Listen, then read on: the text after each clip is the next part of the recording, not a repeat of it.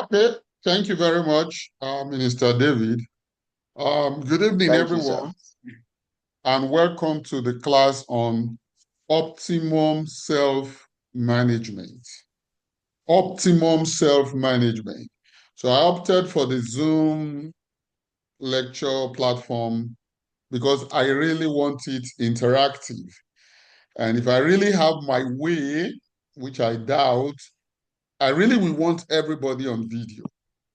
So as much as possible, as many as can, I will be glad if you can be on video. I don't like talking to a blank wall or a blank screen. So thank you for those who have put on their their videos. Emma, Rosemary, and I'm hoping that more will join. Thank you very much. So we'll be dealing with optimum self-management.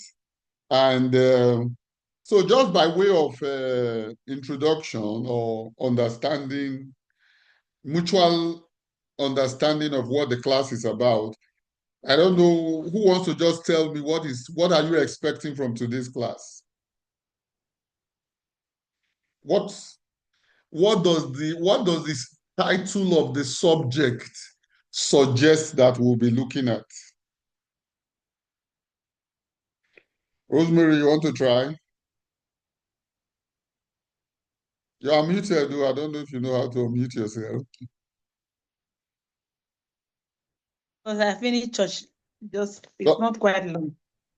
Sorry, can you hear me? I can hear you now. I just joined the class now. Okay. Yes. No, we are yet to start.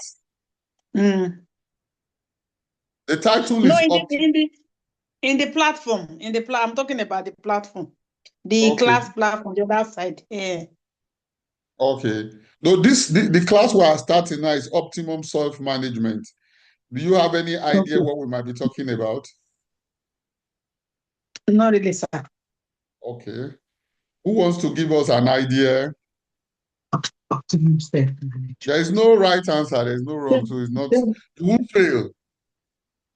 Okay, Wilbur, go ahead. Chanda. Okay. Okay, thank you, and good evening. Probably what I think is Rosemary, Chanda is speaking. Sorry, I'm coming. Go on, Chanda. Okay, thank you.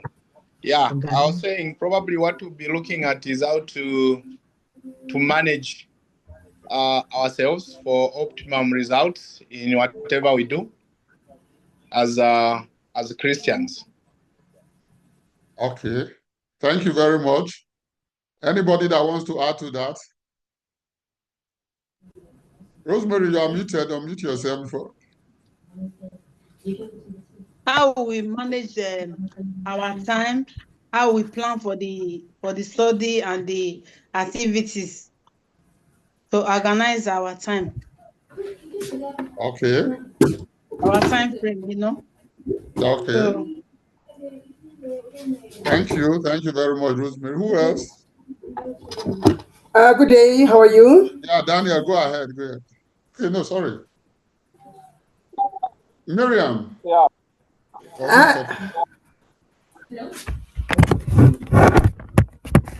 Miriam, are you talking?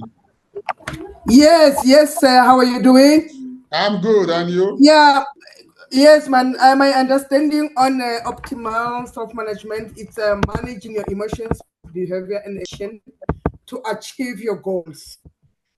Excellent. Thank you very much. Daniel.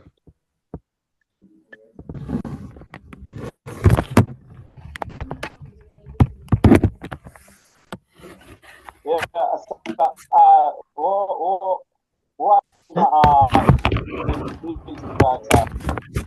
how the world, the way we present the gospel. Well, I'm trying to say, okay. Okay, go on, Daniel. Yeah, what I'm saying is the way we present ourselves, the way we present the gospel, the way we position ourselves and present the gospel to, the way we sell ourselves with the gospel of Christ to the people. Okay, thank you very much. All right. So those are all of them are correct. So optimum self-management, it's simply managing yourself. Managing yourself for the best outcome. And so we all covered it in one way or the other. For what we really want, because at the end of the day, nobody can tell us what we want. Nobody can tell us the results that will be pleasant to us. It's only we that know. But the thing is, what is the best guarantee that we would get it? So there are different factors, like we all know. I mean, if not all of us here, we are working somewhere, we are graduates, or we've just, even if you are not even working, you've known situations where just having siblings, having a mother, having a father. So sometimes you fall out with your mother, or you fall out with your father, you have moved out of home, and well, maybe that's not the outcome you want. Maybe you didn't plan to move out of the house, but it has happened. So in that case, what has happened is that you moved out. That is not what you want, but you were forced to move out, maybe by a disagreement. So in that case, what it means that you did not get what you want. And like all of us have said in different ways, optimum self-management is managing yourself in such a way that you get the desired outcome. So not everybody gets the desired outcome. So sometimes we get married, or even though we said till death do us part, we parted before death or whatever. So even we get into school and we drop out, we want to do something we didn't achieve. We join a church, we are a part of the pastorate. 2 years down the line, we are not interested in what the church is doing anymore. Does that make us devils? No, it just means that we are human beings. So all of those qualities are what human beings do. There is nothing extraordinary. It's just that while some come to us as disappointment, or if not all of it, some would come as what we really wanted. So maybe I joined the church as an associate in the church. 5 years down the line, maybe the church sacked me, terminated me, and for unruly behavior. What that means is that I didn't get what I want. But I could leave midway too, because I have changed. And what I want to do is no longer to be an associate pastor in the church or to be a founder. So I could change. But I have to get what I want by managing myself well. By managing myself well. So sometimes I'm not even a pastor. I'm working in a company. I planned to work for this company. Maybe I didn't have a time frame in mind. Maybe I did. But I was terminated prematurely, not up to the time I planned to stay, or I was terminated while I was still hoping that I would be a staff. Now, usually, all of those circumstances emanate from my not managing myself well. Anytime I don't get what I want, I didn't manage myself well. Now, it doesn't mean that also if the organization closed and I am dropped, now it's not the end of my life, but there is a way when I'm managing myself well, even when the organization closes, I can still get what I want. Now, so what we'll be looking at today is generally a way to get what you really want. That's what you want, not by killing people, not by abusing, no, not by disturbing the life of another, but just managing yourself. And it's a skill that, I mean, like we can see from the introduction, is more than, it's not only in ministry you need it everywhere. You need it in the house, you need it managing children, you need it managing a spouse, You need it, anything. You need it managing your boss. You need it managing your subordinates. Just keeping yourself calm in a way that at the end of the day, I'm holding a meeting with my staff. And what is my purpose of the meeting? Purpose of my meeting is to convey the objectives of the company to them in a way that they can take action. Now, if at the end of the meeting, maybe my personality got in the way and I couldn't convey that thing, I didn't achieve my objective. So we're going to be looking at some of these things. And one of the things I will tell you in my introduction, you've seen that if you read it, but it was quite long. I've written 2 books and I'm writing the 3rd one now. So I'm a civil engineer and I've practiced for over 30 years. And I've worked in the ministry to Living Faith or Winners Church. So I have a bit of background, but more of what I do in this optimum self-management is not just pure ministry. So I do a lot of training for organizations. So I'll put on my slide now and I'll start talking to you from my slides.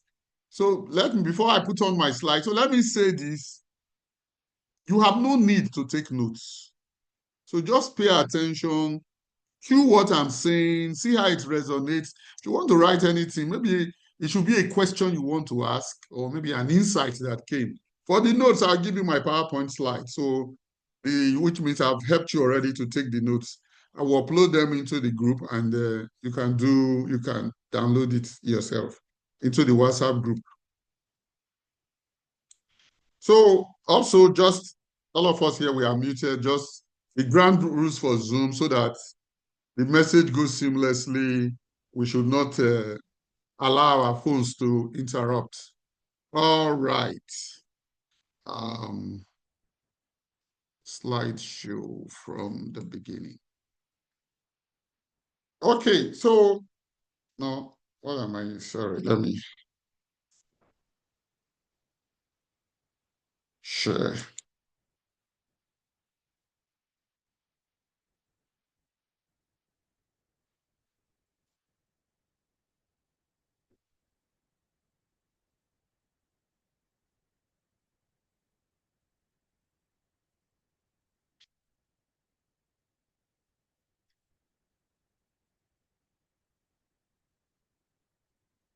So let me know if you are seeing my screen.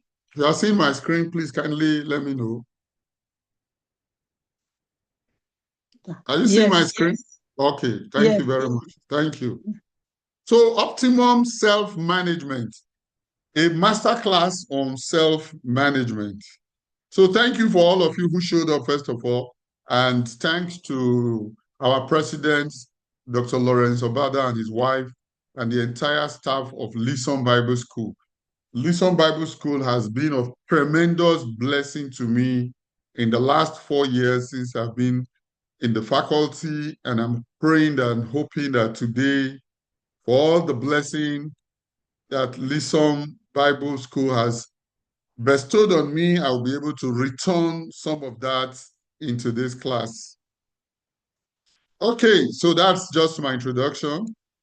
So that's the first book I wrote, and I'll tell you, you will need it. You will need it if this class makes any sense to you. So, or let me say it's a reference material. You may need it, you may not need it, but it's a good reference material for this topic, realizing mental resilience, unleashing individual and team potentials. The second one is, however you tell it, it is still a story that you made up. So, all right, that is a comment by Pastor Yemade, Bojo Yemade on the second book. So what is optimum? What will we cover in this session? We will cover what is optimum self-management. We are going to cover an introduction to resilience. So, like we would know, in dealing with a subject like this, resilience naturally comes into play. We need to be resilient and how to build that resilience. Now we'll look at what it means to be a human being and why optimum self-management matters. Optimum why it matters. Sorry, it's supposed to be resilience is talking about. Why resilience matters in the game of self-management and an introduction to being. So what is optimum self-management? Let me see. Okay. So there are different ways, just to repeat some of the definitions you have given at the beginning of the class. It is the management of, or by oneself, the taking of responsibility for one's own behavior and well-being with the best outcome in mind, with the best outcomes. So it's not, I'm not just taking responsibility for myself without an outcome. There is a goal that is driving how I am managing myself. There is a vision. So I discovered that I am a staff of a company and they want to sack me.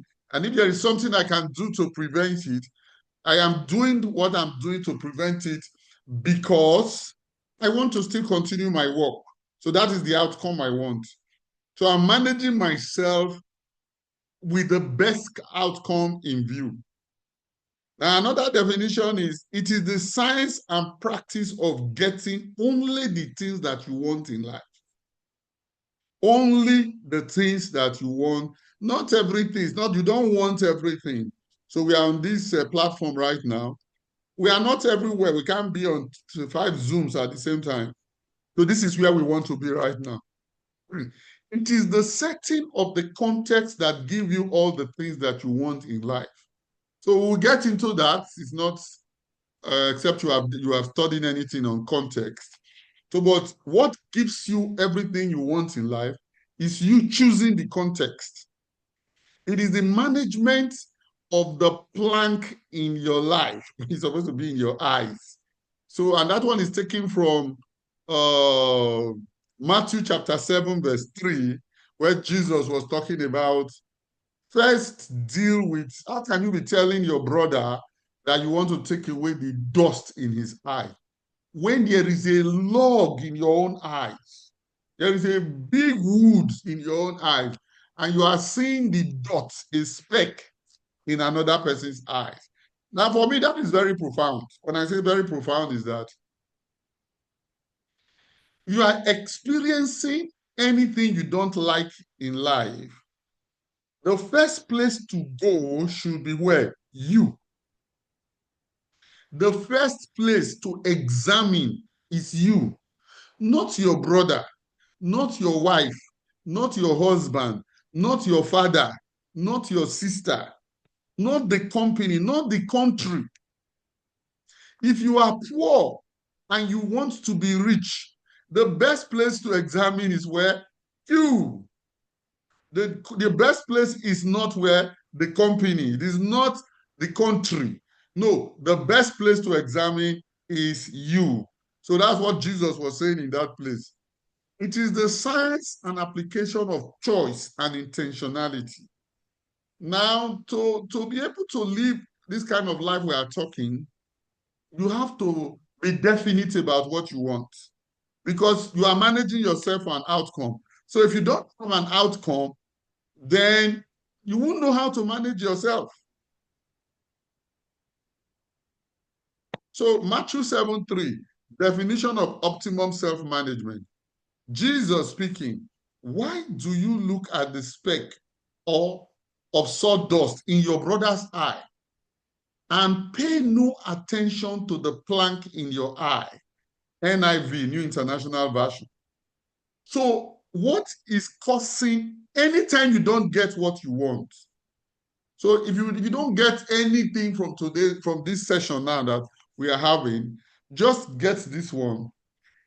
Anything you want in life that you don't have, the only reason, the place to go to is you.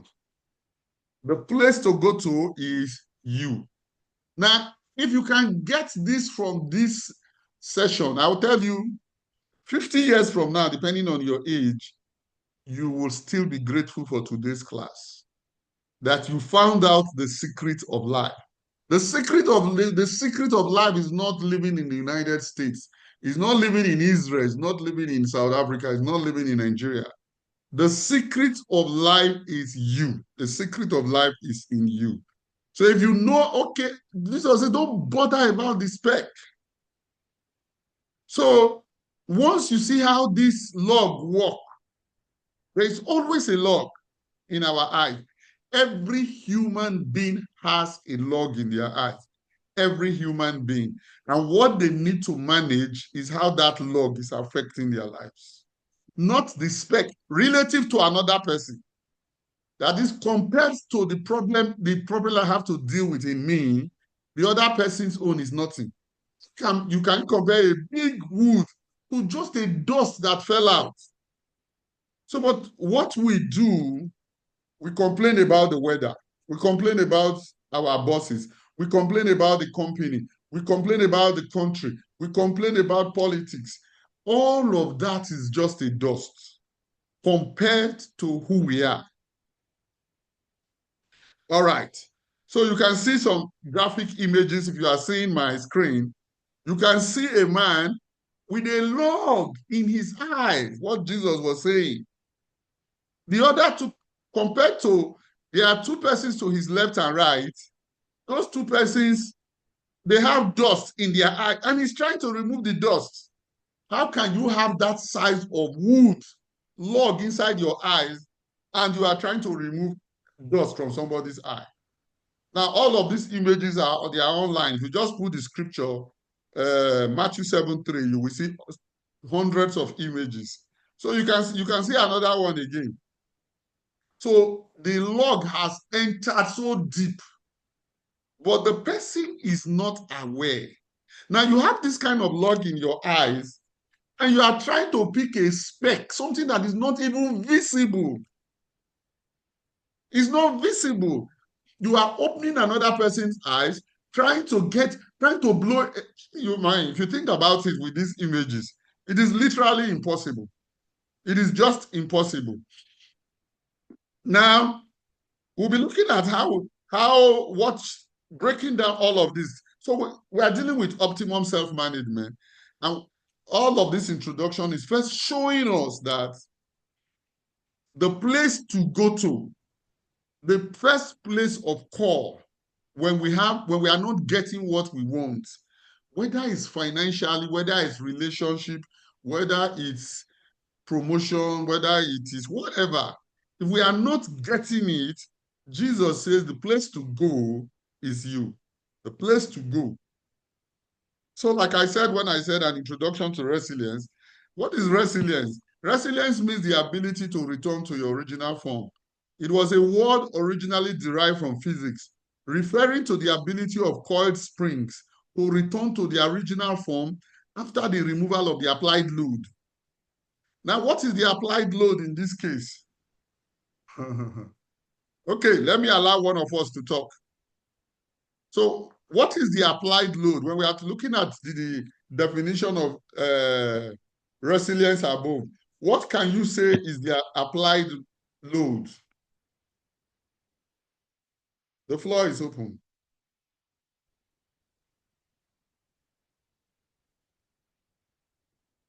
So let's talk. Yes, sir.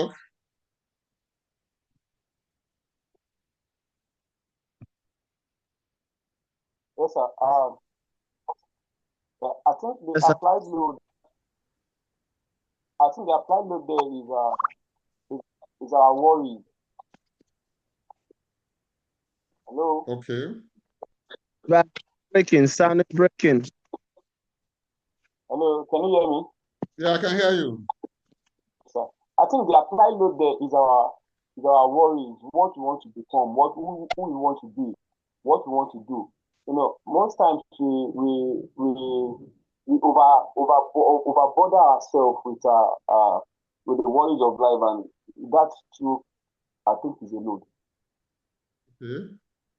Who else wants to make a contribution?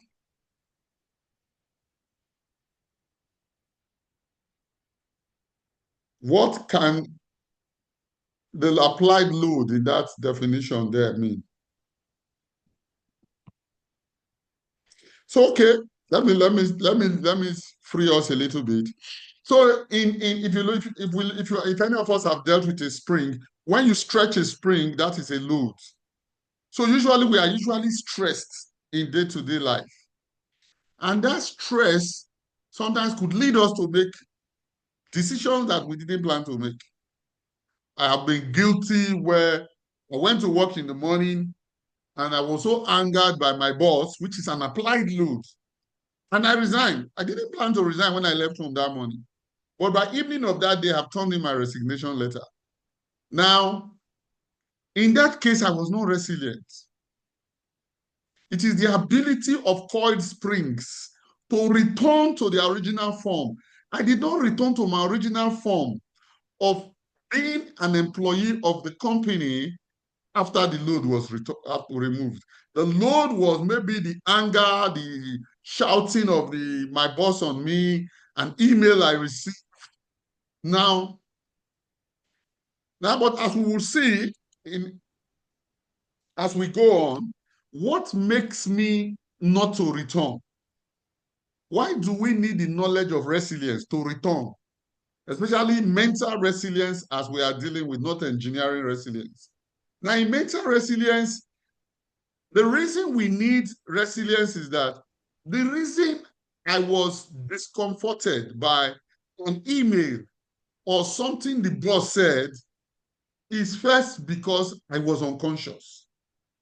Now, psychology says that 95% of the time we are robots. Only 5% of the time are we conscious of what we are doing. So somebody just stares us at us in a way that we don't like. And reactions begin to come. Sometimes, not sometimes, nearly 100% of the time, that stare means nothing. But we gave it a meaning. That meaning emanates from sometimes our past. So there are a lot of us, our past is what is ruling us. It emanates from our past. It emanates from who we are being. Now, the best of us is not likely to be conscious 100% of the time. There is no training that you will really get in self-management that will make you to be conscious. I need to be conscious not to be provoked at every little thing. I need to be conscious not to feel bad at every little thing that people say. Resilience is how to return ourselves to a state of consciousness. If you are not getting it, please raise your hand and I will let you ask questions as we go on. Now, when I am provoked and I respond in a way that my original objective in the company, let's say, or in the church, I'm an usher, and today the head of the usher really shouted on me in a way that I didn't like, not if I didn't like it and I kept it to myself, it's still a bit good. If I didn't like it, then I decided to be conscious. Conscious of what? Conscious of what brought me to the choir. Because that is what I want to achieve. Then I say, this thing that this person has said, that it will make me live. It will make me respond. It won't even make me respond the way he or she has spoken to me. It will make me break myself. Now, all of that power we have, we have the power to decide how we will respond in any situation of life, in any context. Whatever is happening, we have the power to decide how we will respond. Now, if I respond in a way that goes against what I joined the organization for, what I joined the church for, I have lost resilience. I didn't bounce back. Okay. So those are just images of resilience. The wind is blowing, it's trying to blow the tree. Then the man there is resisting. Now, sometimes in the buffers we get we look at our bank statement and it triggers pain. That pain, it can sometimes, unless we correctly interpret the bank statement. Now, one of the things that we are going to find out in this course, nothing in itself has any meaning. Nothing has meaning. If you are living in a country where you get your bank balance by text message, if my bank balance comes to my phone and it shows 0.00, it doesn't have any meaning because 0.00 has no life. I have to give it life. I have to give it life.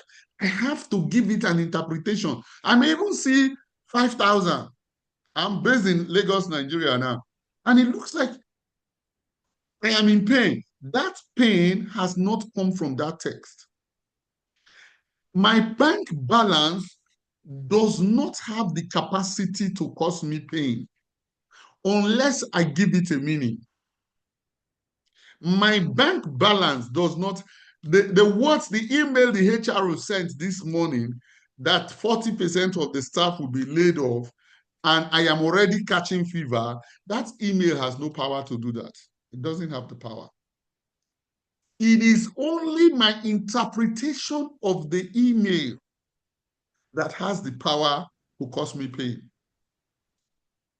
So what does that mean? What it means is that at the end of the day, nothing really has power to cause me pain. Nothing. So why does resilience matter? So this is a writer for Harvard Business Review, Dean Becker. More than education, more than experience, more than training, a person's level of resilience will determine who succeeds and who fails. It is true in the cancer world. It is true in the Olympics, and it is true in the boardroom. And it is also true in the church. So more than education. So you are going to find out that with all the lessons, with what we are learning, how to preach big sermons, wonderful sermons, at the end of the day, those in this race of life or in ministry, those who get to the finishing line, they get there by resilience, not by a brilliant sermon that they learned. And this is also the determining case in the cancer world. Whether a patient will survive the particular illness is going to depend on their resilience. Whether it's in the Olympics, whether you will finish the 100-meter, is your resilience. Whether you are a boardroom member in a bank, in an oil company, in the government, it is your resilience that will hold you. So a survey was conducted by Dean Becker, who wrote the previous quotation we read, for Harvard Business Review. And the respondents gave, when does resilience really matter to you? So many, if you look at the graph there, it shows you which one people said was the most challenging for them to handle mentally. When I am challenged on work matters, I need resilience. When I am juggling day-to-day working life and family and non-work responsibilities, I need resilience. When there have been upheavals in my personal life, when the nature of the work takes me outside my comfort zone, when I feel I am being criticized personally, when the volume or pace of work stretches me beyond my limits, stretches me to my limits, I need resilience. When I am managing difficult relationships, politics in the workplace. And all of these things that are listed here, none of them is absent in all of our lives.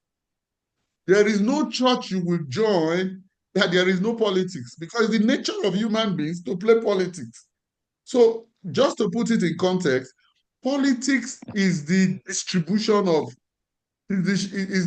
how will I put it now?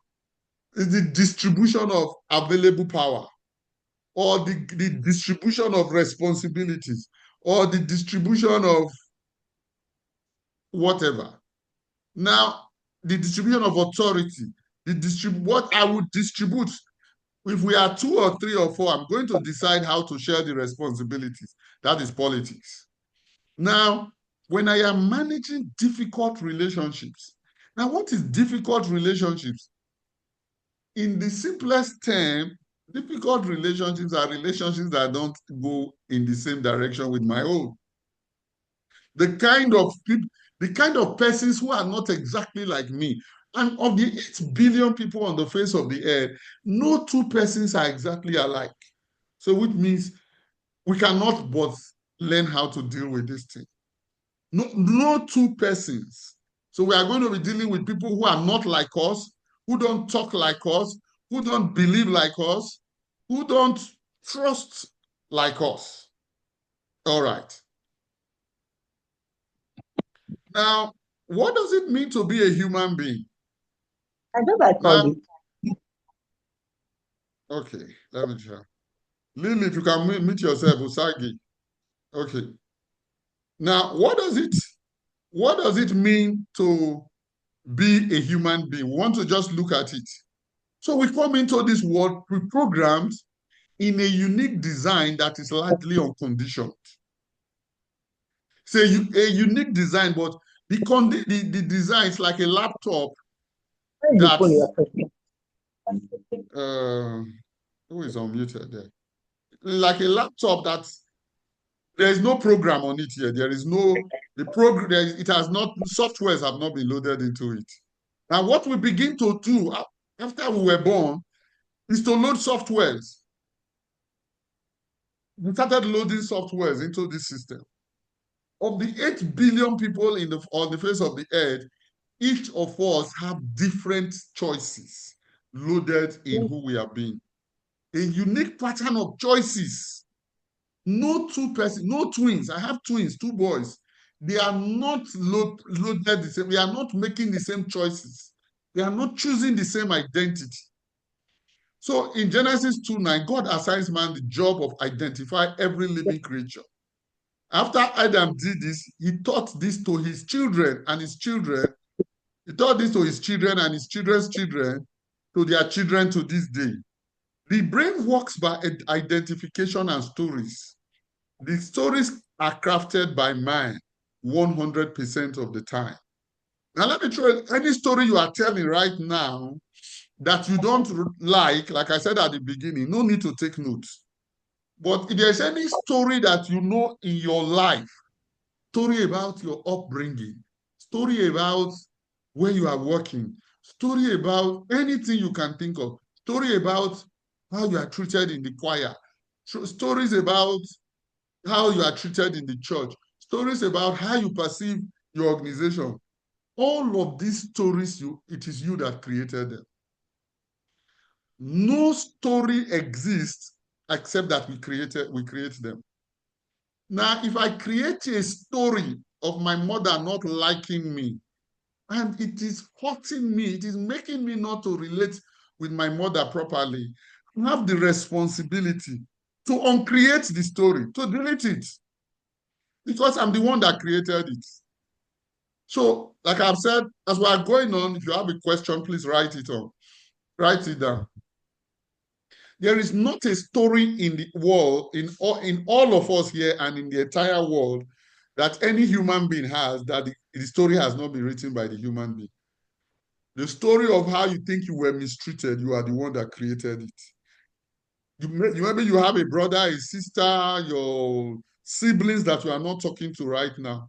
And the reasons you are not talking to them is that you feel that they offended you. That offense, you are the one that created it. So if we go back to Matthew 7:3, you are complaining about the speck. But what is causing you not to see properly is not another person's dust, the dust that fell in another person's eye. And the person is not even complaining about it. It is the log that is in your eye. What optimum self-management is about is to bring your attention to the log, not the speck in another person. Everything you see in a church you are attending right now that you don't like, it is a speck in comparison to the log that you have. Tell you what is bringing about that speck, that dust. It is the log. The speck came out of the log in your eyes. It is the log that brought that dust flew from. So at the end of the day, relative to between me and another human being, that human being is perfect. Any imperfection in the relationship, I am the one causing it 100% of the time. Okay, this is one of the ways we get the consequences of of pain, of pleasure in life. There is an adversity or what we call event. This is just a formula that is used in the United States to teach children resilience in nursery school. So the formula says that A is adversity, somebody doing something that you have no control over. Now, that thing cannot offend you unless because you are a human being. That is why a dog is looking at what the person is doing and the dog is not offended. Why? Because the dog does not have the unique nature that God gave us as human beings. As human beings, God gave us the nature to interpret and to make meaning out of what the other person is doing. So, but that interpretation that we give it comes from where? It comes from our belief, our thinking. And when we put you see, our belief and our thinking is like glasses. When we look at it with our glasses, what we see is offense. If you read my book, Realizing Mental Resilience, look, I tell you, if I'm to publish the testimonies that I've gotten from that book, a sister somewhere here in Nigeria, Lagos, Nigeria, was reading the book. There are 37 short chapters in the book. She was just in chapter 6, and this is about 12 midnight. She started reading it about 8 p.m. She was in chapter 6 when she took her phone and called a sister that she has not spoken to in nearly 10 or 12 years. The next day when she called me, saying, I don't know if I fell into hallucination. I said, you didn't. The book just told you how you created your offense. How you created your offense against the pastor, against the church, against the ministry, against your sister, against your mother, against your father. And once you saw your role in it and you deleted it, you just saw the person as a loving human being. Now, so this is so there is the adversity. There is what the person did. But that thing that the person did will not give you the consequence of your thinking until your belief comes in. When your belief about the incident comes in, this is why the thing that gets one person angry doesn't get another person angry. I've often given the story of a man who went to church and the wife was on night duty. The wife didn't go to church. The wife was at home. The man got to church and the pastor was talking about offering. Oh, the man just got up. There they go again. They are talking about tithes and offering again. I hate this thing. The man stood up and went home. On getting home, the wife said, church has closed so quick. Did you stay up to 30 minutes? He said, it is the message that drove me home. Now, that is the way we talk. That message cannot drive us home. If the message had the power to drive the man home, everybody would have left the church. What drove the man home? Now, I'm not trying to say one belief is good or one belief is bad. What drove the man home is his belief. Now, he can decide to do something. If I am the man, okay, I'm in church. My belief is telling me, there they go again. Okay, but if I challenge that belief and I say, the man has the right, just like I'm talking today now, to say what I want to say. Whether you may believe that you may not, but at least I have the right. The man has the right. And so let me just listen. Is that all the man is going to say today? Maybe also if this is all he's going to talk about, maybe I may get a different perspective. But what he's saying does not have the power to carry me from my chair and carry me out of the church. The only thing that can do that is my belief. Is my belief, my interpretation, and who I am being. All right. So in quantum physics, there's something called the observer effect. Now, the observer effect simply says that the observer effect is the fact that observing a situation or phenomenon necessarily changes it. Observer effects are especially prominent in physics, where observation and uncertainty are fundamental aspects of modern quantum mechanics. In fact, Observer effects occur in both classical and quantum systems. Now, what is this one saying? It is my observation is still the ABC. Now, in quantum experiments, one thing that they found out, the result of a quantum experiment depends on who is doing the experiment. The experiment is performed the same way. The outcome is determined by who is doing the experiment. Now, in an experiment with electrons, quantum physicists found out that an electron does not behave the same way for different people. For the same observer, the electron is dancing the same way.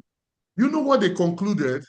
That who is looking at the electron interacts with the electron. Who is looking at the electron is interacting with the electron.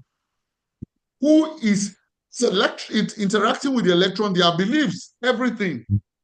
So nothing exists in isolation. What we call a problem depends on who we are. So when Jesus says, don't bother about the speck, how come you have a time? How come you have the time for a speck in another person's eye when all the while there is a log in your eyes? Your personality is what you have to deal with. Who are you? Who are your beliefs? I wrote an article, one of the chapters in my book, however you tell it's a story you made up. He said, but for your belief, you are perfect. There is nothing wrong with you. Now, where to go to is your belief. Where to go to is not what is happening. It's not going to fight the teacher. No, if you have a D in mathematics and somebody has an A, what you should look at is that you have a D. Not that the questions they said were wrong. No, the questions were not wrong. Not that the answers were wrong. That's some of us, that's the way we respond. I sometimes laugh at people. What did you score in this exam? They say, this is what they gave me. They say, no, they don't give people.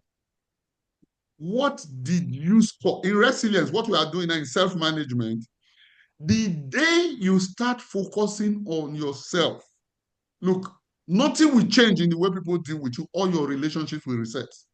All. It is like magic. All of your relations, because now you are not looking at what they did. You are looking at, in the observer effect, what is my role in this feeling? What is my role in the way I am feeling? Because I believe a woman should not talk to me like this. That is why what this woman said to me is really troubling. Now, what I should deal with is not that a woman spoke to me. What I should deal with is that a woman is a human being. She has a right to speak to me. All right, let's move on. So you are the chief meaning officer, CMO of your life. In case you didn't know this, so know this today. Put it in your DP. You are the chief meaning officer of your life. Nothing in this world has meaning until you give it meaning. I think is it Romans 5 or so, I can't remember. Romans 5 verse 8. Until the law came, there was no sin in the world. Please, if you are talking, mute yourself. If you are talking, mute yourself. Until the law came, there was no sin in the world. Now, ponder on that for a minute. What is that telling you? Nobody can offend me unless I set the parameters for which to offend me. So the greater person, the person who is causing the offense is me. If I didn't say that, I remember there's a woman I follow on YouTube, Baron Katie. She said her children will come and they'll throw their stocks on the floor and she will shout and shout every day. And she can shout for 2 hours and only pick them with 3 minutes, or the children will come and you see, one day she said, I'm going to change this thing that is offending me. He says, so she decided to change it. My children have a right to leave their socks in the sitting when they come. So the next day, the children threw their socks on the sitting. I mean, she just went, in 1 minute, she picked them and she put them on the counter where they are to be close to the washing machine. And she went back to do what she used to do. He said, what a difference. Now, the rule that they must take it out, she deleted the rule. Because that is the rule causing the problem. The problem is not being caused by the children leaving the socks on the sitting. The problem is being caused by, I said it was wrong. My belief, I said it is wrong to leave your socks on the floor. Now, all the pain that you experience in life, they come out of your belief or who you are.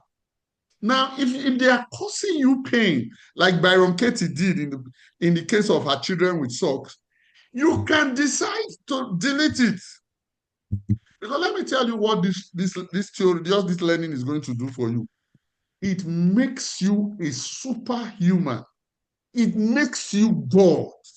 And the Bible says what? Ye are gods. God creates. If you create a rule that is causing you pain, if you create a belief that is causing you pain, delete it.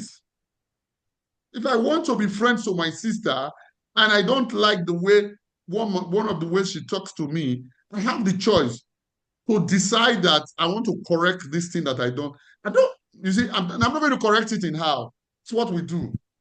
We go to the spec rather than the log. The log is what designed our eyes to see the way we are seeing. So the only way to correct is to go to the foundation. Now, I'm teaching you how to be the God that God created you to be. The work you are to do is what we are talking about now. The work you are to do is not on other, if it's on other people, you are not God.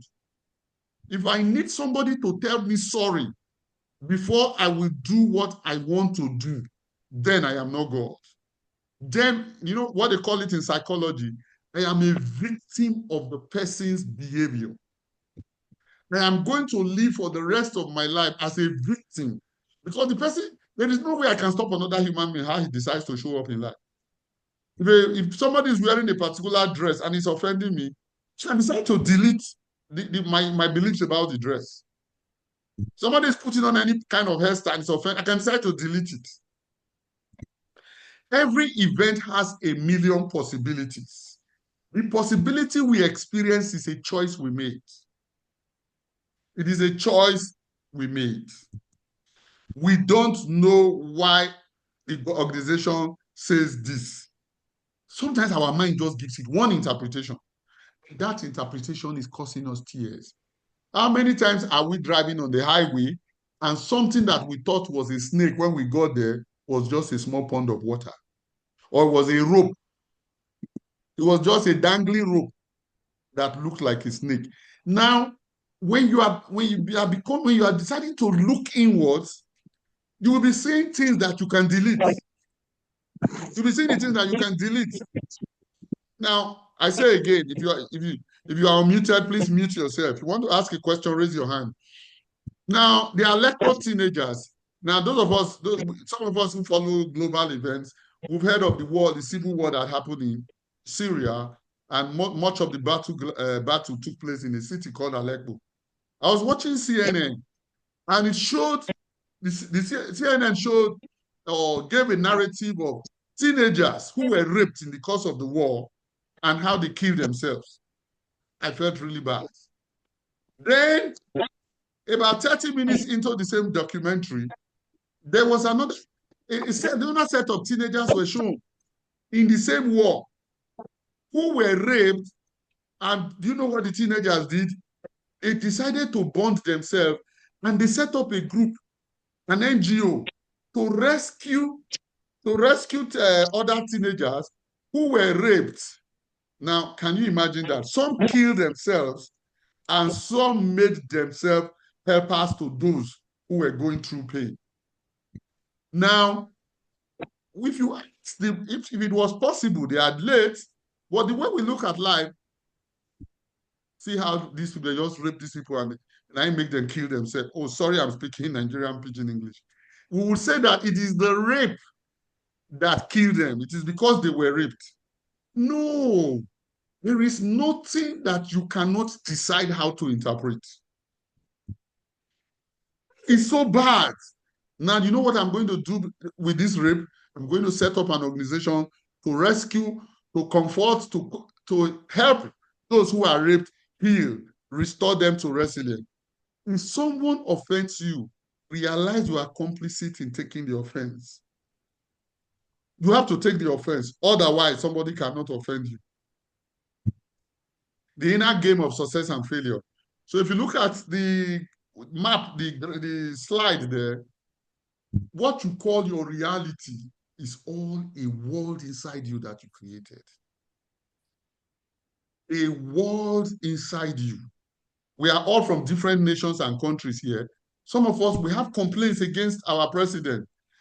That president is not the man sitting in whatever your White House is. It's not that man. That president is a man that you created with your imagination and beliefs. The woman Byron Katie was doing an open conversation in the US, and somebody got up and said, this was during the first tenure of Donald Trump, said, Byron, you know, right now we have the worst president in the history of this country. Byron Katie said, which president are you talking about? He said, I mean Donald Trump. He said, no, okay, let's check whether he's the worst president. If you think Donald Trump is the worst president the United States has ever produced, raise up your hand.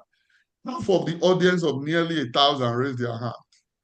If you think he's the best president, half of the audience of another 500 raised their hands. Now, Byron Katie said, how is it possible that the same man is both good and bad? He said the Donald Trump that we are all voting for here is not the Donald Trump in the White House. The Donald Trump is a Donald Trump we carry in our head. We carry that Donald Trump with our beliefs of what is right and wrong. So Jesus heals on the Sabbath day. Jesus healed what? On the Sabbath day. And they said, no, this man deserves to die. That this cannot be God. They say he has broken our law. Now, to others, they said, this man is sent of God. The same crowd, when they were trying to heal Jesus, the Bible says that others said, this man is of God. He said, others murmuring in the crowd said, this man is not of God, he's sent of the devil. What he did was to heal on the Sabbath day. Now, for some persons, healing on the Sabbath day is not a crime. For some other persons, healing on the Sabbath day is a crime. The Bible says in Romans, nothing is of itself. There is nothing you eat of itself that is good or bad. He said, but thinking makes it so. Your belief about meats offered to idols will determine whether it is sinful or not. But what can you change in this context?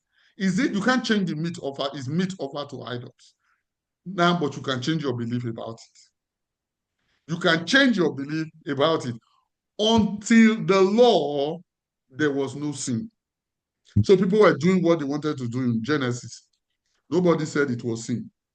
When they got to Leviticus, they started saying, if you do this, this is the consequence. If you do this, this will be the consequence. The law had come. The conditioning that works in us is like a law that we set up in our brain. That law determines who we allow in our life.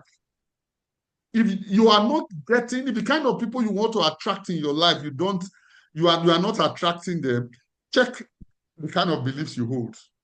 There are beliefs that repels these persons. There are beliefs that don't.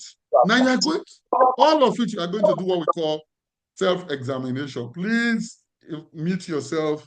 If you are not talking, you are not raising your hand. All right. The world as we have created is a process of our thinking. It cannot be changed without changing our thinking about instinct. Now, the world, you are looking at a war now, any of the wars going on in different parts of the world, whether it's Russia, Ukraine, the side that you are on is not the side that is right or wrong. It is the side that your beliefs side with. And your beliefs are a function of so many things. The programming you have received from childbirth, the programming of your own country. So you will see some country majority are on this side because they were all raised in what we call language. Now, okay, some phenomena to which we can apply spiritual resilience. How you expect your life to unfold is made up. What you think you can do is made up. Nothing has meaning until you assign one. I will see if I have time to come back to this slide later. But if you have a question, note it. Your eyes only see and your ears only hear what your mind is already looking for. Dan Sullivan. You will see an offense because your eyes is looking for it. Now, so what caused the offense? No, you were looking for it. If you were not looking for it, you won't see it. You will only see you will hear only what your ears. Two of us will be in the same church. As I'm talking now, not all participants are hearing the same thing. It will never happen in any gathering. No church that even two participants are hearing the same thing. We are hearing what our beliefs, the gateways that our beliefs has created for us to hear. And how the interpretation we give is a function of our beliefs. Now, what this thing takes us to is that everything about our well-being is packaged in us. Everything. I don't mean 99%. Any discomfort, mental discomfort we're experiencing is as a result of something that we have put in us, unconscious, we put it there. So Moses sent 10 spies to go and spy the promised land. So 12 spies. So they look at the promised land. 12 people are looking at the same thing. How come they are seeing different things? Now, go back to what Dan Sullivan is saying here. Your eyes only see and your ears only hear what your mind is already looking for. Cain said that they were grasshoppers. The other two are not seeing grasshoppers. So right now, whatever country you are, if you say there are no opportunities in the country, let me tell you where your problem is. Your problem is not the country. Your problem is not the economic analysis.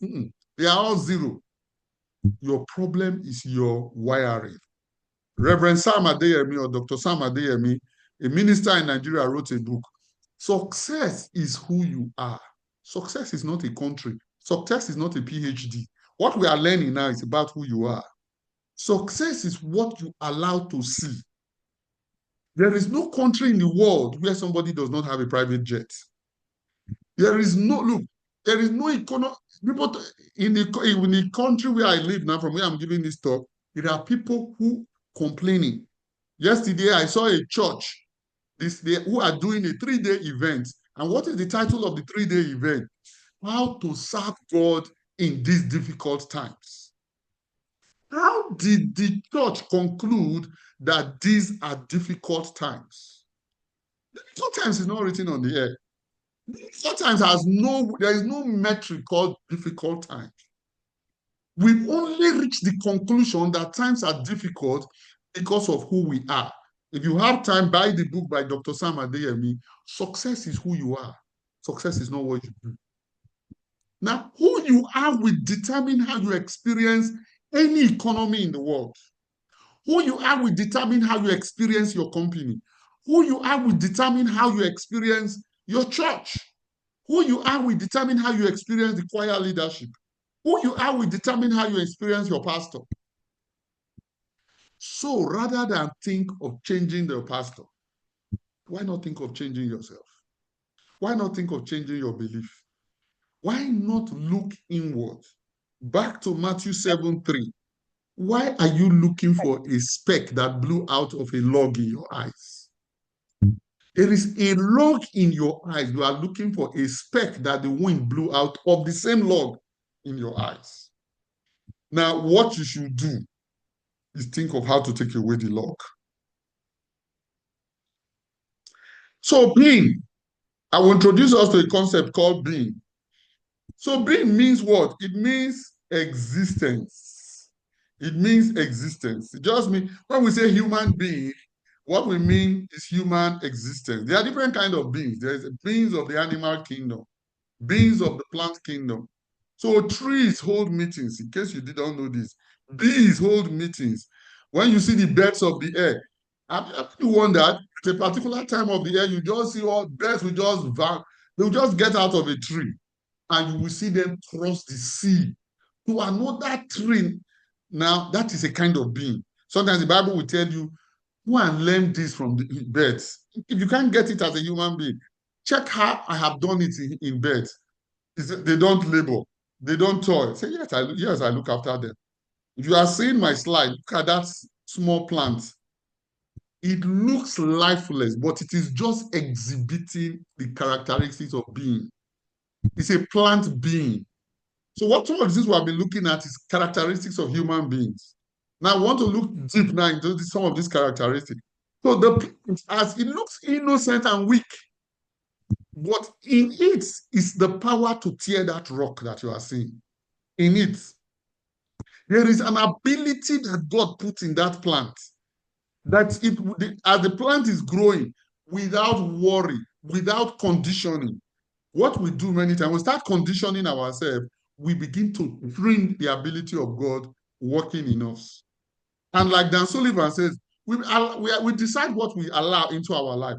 So what we see, sometimes some of us, we have launching away all some kinds of relationships from our lives.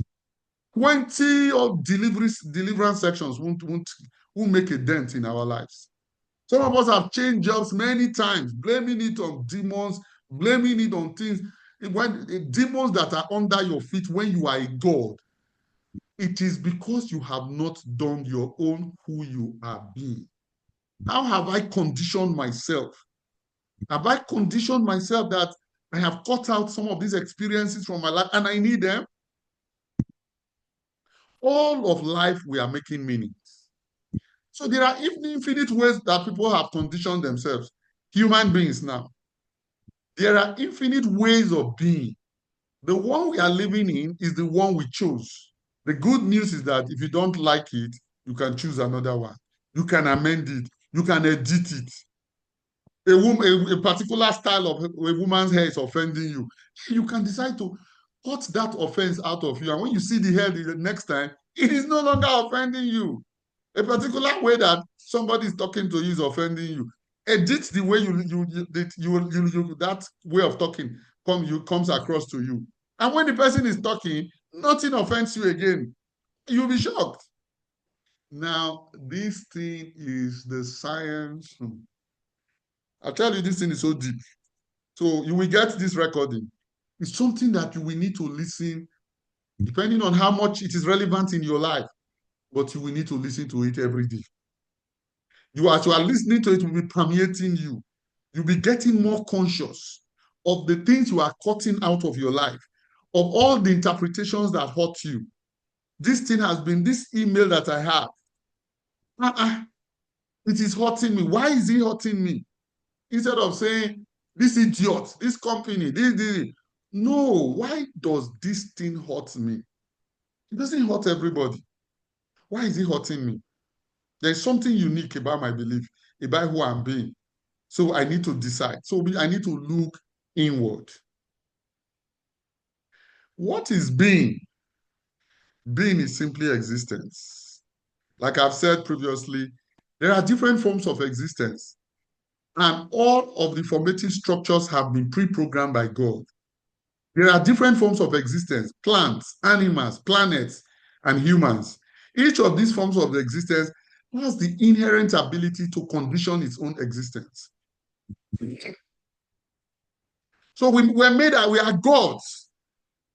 We can look, when you know how to change interpretations that are running your life, the programs, delete and reinstall new programs, you will be shocked. The quality of your life, you won't believe it. There is an eternal spirit, God, that is responsible for creation, that makes plants grow, that determines beforehand the times and the seasons, the boundaries of the seas, holds the moon and the stars, planetary systems in place, and guarantees man's sustenance. That energy is accessed by simply being. The human mind is a creation of man, and it is in constant struggle with being. This king, to experience this eternal energy, you have to just be. That is come out of your mind. The mind is the conditioned person you are. and you are not that conditioned person that has selected what is, when it says until the law, until you conditioned it, you will just see things as they are. You just see that, this thing is a net, or people have no net, you are just looking at it. I like this thing. That is all. But when you condition it, you will see the meaning it begins to give you. I give training to industry people. Beware of labeling people. Once you label your boss a bad man, you will hardly see any good about him. When he's coming, you are in your office, you hear his footsteps. Your subconscious tells the bad man is passing. The bad man is passing. Now, what has caused that? You, as a God, you have the ability to decide whether your boss, like Byron Katie said, the president that is not good and the one that is good is the one you are living with in your head. And then are you living, we know people, yes, of course, I'm in Nigeria here, I can tell you, sometimes just reading about the president in a country I've never been, I will decide whether the person is good or bad. And I'll carry that good or bad in my head, and I've never met the man. And I know nothing about the man. Now, that is one of the things affecting us as human beings. Context is decisive. Context is decisive. Your experience at any moment in time is never decided by external factors, rather by your chosen context. All experience of life is chosen from your chosen context. We do not choose the results we get. We choose the context of the results. Now, what is context? Context is the assumptions we make. The assumptions we make. I said the pastor is not good. Why is he not good? Because I don't like the way he talks about, he's always repeating Genesis 5:3. So that is what is offending me, that has made me classy. I should delete that. I don't like the way I want people to talk about Genesis 3 in a particular way. Talk about it anyway. Once I take that decision, the barrier I've erected between me and the person is gone. Now, the context is always chosen by us. I don't like rain. But rain is neutral. Rain doesn't cause sadness and joy. It is the context we have that causes us sadness and joy.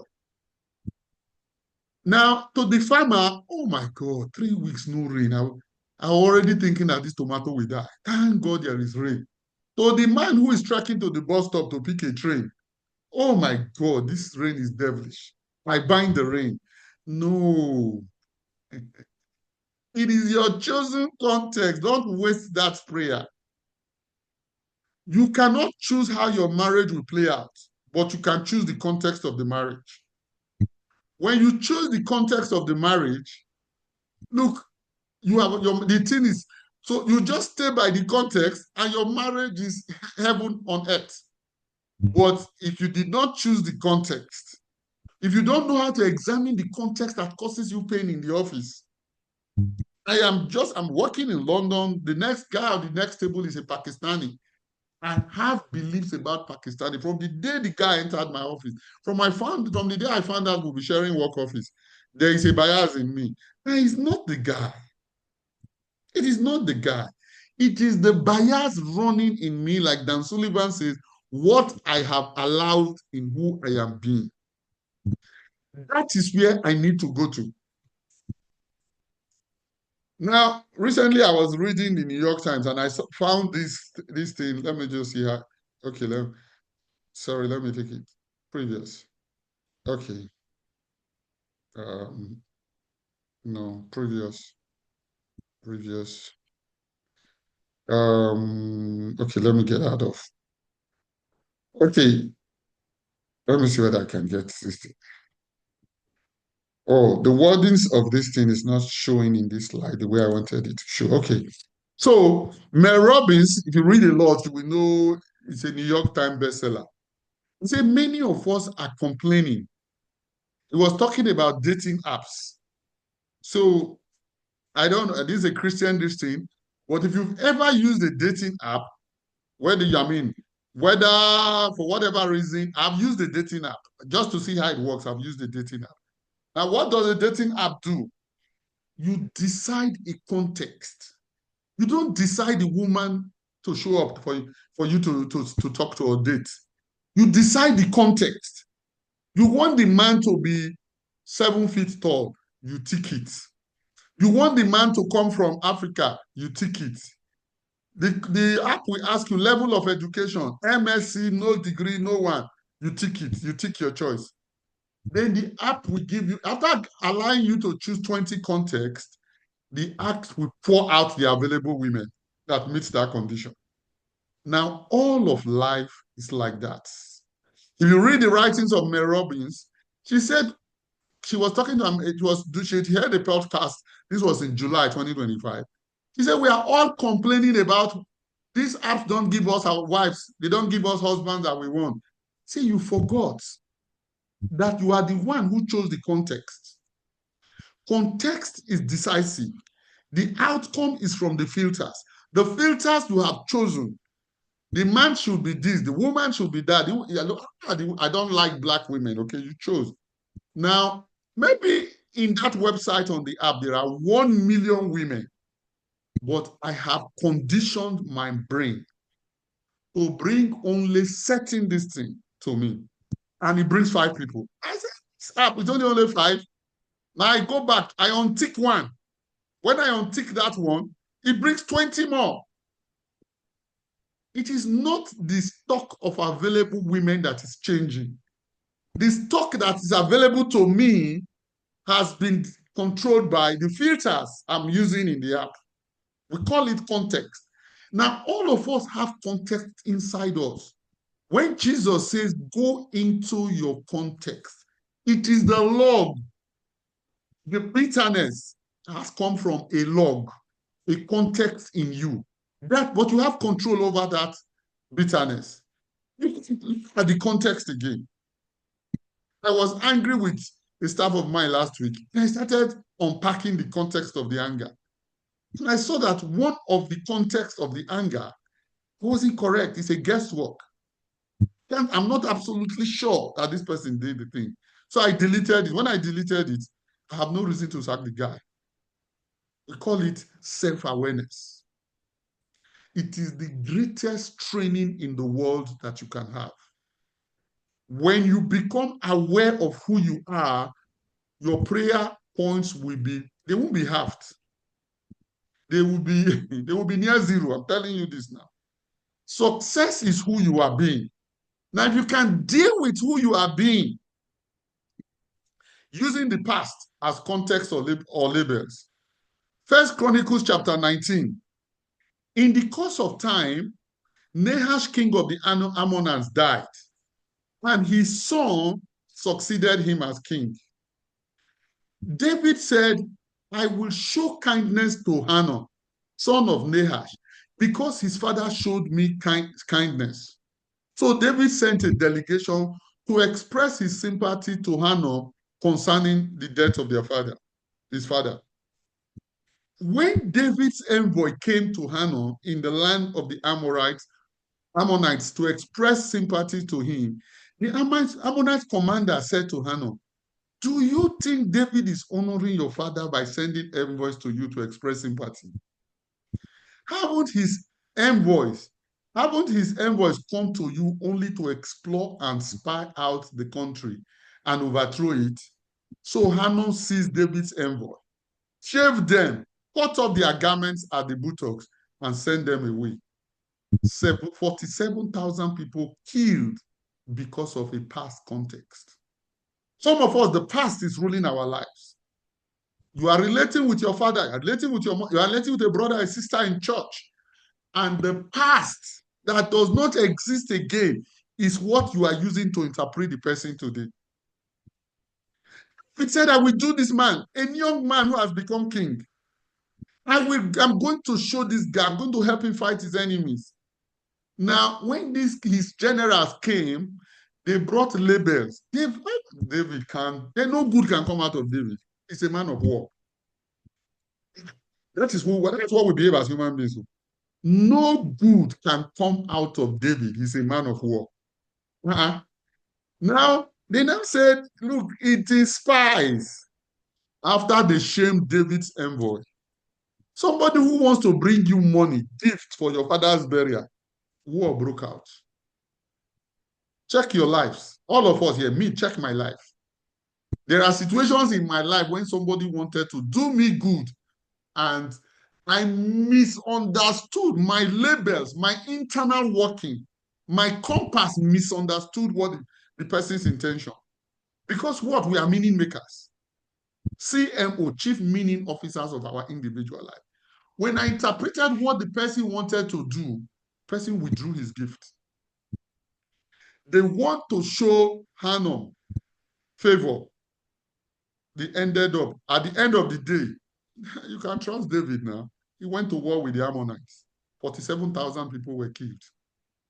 47 souls. From saying, I want to send you money. And they became servants of David for the rest of their lives. How many, in what areas have we made ourselves servants to beliefs, to labels, to meanings and interpretations that, look, what we have spent in the last an hour plus is introduction on this subject.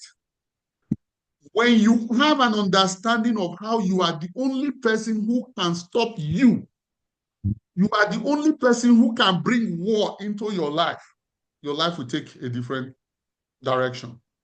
I will stop here for now, and I want to attend to questions. Thank you. All right. Any questions, comments, contributions?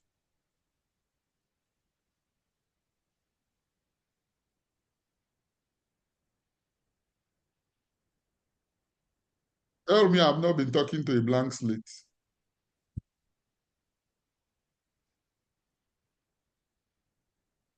Questions, comments?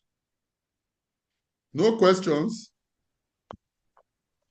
Question time. Does anyone have any question for engineer? Hi, good evening. Hello? Lois, yes, you can go ahead. Yes. Yes, I heard you talk about the filters. It sounds easy, but can you tell me if there are steps that I could take to shift or to delete a filter or to change the context of my beliefs? Or I mean, I don't want to think that it's just as easy as saying I just wouldn't think that way anymore. Or I wouldn't feel that way about the situation. Is there a step I can take to know that, okay, this is not what I believe anymore, or this is not the filter that I have chosen, or I choose a different filter? Is it just as easy as saying I choose a different filter, or are there steps? What should I do? What can I do? Okay. All right. Thank you so much, Lois. Now, everything you have said is on point. And I said something earlier on that for this, what I have said here now, I have a number of Zoom sessions running to nearly 49 now. So I have a 7 a.m. class every Saturday that talks on this subject. The purpose of the class is to let it really enter the participants. Now, one of the things we do in the class, uncovering the context that you are living in a particular situation. Now, it takes a lot of introspection. Now, you are looking inside yourself. I don't like Lois. She always talks as if she is the most smartest person in the choir. Then I'm feeling bad that this is what the way I look at Lois. It's okay. In introspection, there is a book written by Tracy Goss. The title is The Last Word on Power. There is a lot you will read there, uncovering the source of who you are being, uncovering the filters that rule your life. A book is coming out before December from the same woman. At least all the things you can do, all possible filters you can see, things you can identify with. And if you go to their website, it's an American group. The publication will come out before December 2025. Now, so I sit down. Lois says this, and I will look at it. So why am I hurt by this? I'm looking at the context. just like we see in that First Chronicles 19. So in what context are we saying this thing is impossible? David can't be doing this. Now, is it possible? In what context am I saying, you, Lois, you are, for example, you annoy me? Now, when I'm now sitting down, 3 weeks ago, you said something. And it annoyed me. Is that thing still relevant? Is it relevant in the way I'm judging you now? Is it relevant in the offense I'm holding against you right now? Now, when I realized too that for those at the beginning of the class, optimum self-management, I am managing myself for a goal to get to somewhere. This belief will stop me. Now, even if I believe, I was doing a seminar once, I remember a woman who lives in England now. I said, is there a belief about a relationship you have now? If you deleted the relationship will change. Oh, she said, I have one right now. If that belief is not in my mind, my relationship will blossom. Now, where is the belief? In her mind. She holds a particular belief. Now, 9 out of 10, if not 10 out of 10, sometimes the belief is even a guesswork. I've had beliefs against my own driver here in Lagos. Sometimes, sure, I'm sure if he did the thing. Or it's an accusatory thing, but it's affecting the way I judge him. Now, when I want to do self-awareness, I want to find out, look at the context that is creating this personality. You are always creating the personality in front of you. There is a book that I will recommend if you have the time. The Ultimate Coach by Steve Hardison, How to Create Any Circumstance. Circumstance, this church is looking offensive. It's like I'm finding it difficult to leave the house, but you have an image that you are unable to get up. Yes. But when you begin to unpack, now you have to sit down. Now it takes a lot of introspection and skill. I'll tell you the truth. Sometimes I did an introspection on a project I was working on in July. I went to the place and I acted really weak. When I came back to look at why I behaved weak, I saw beliefs that I was holding against myself, against different things in me. And when I deleted them, the next time the same organization invited me to come and give a training, it was a blast.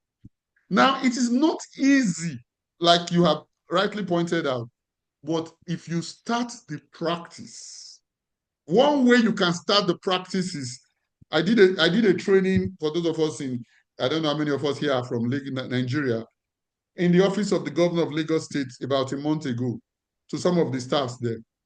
And I said, one way for you to live your life is to decide your intention. This is what I want to achieve today.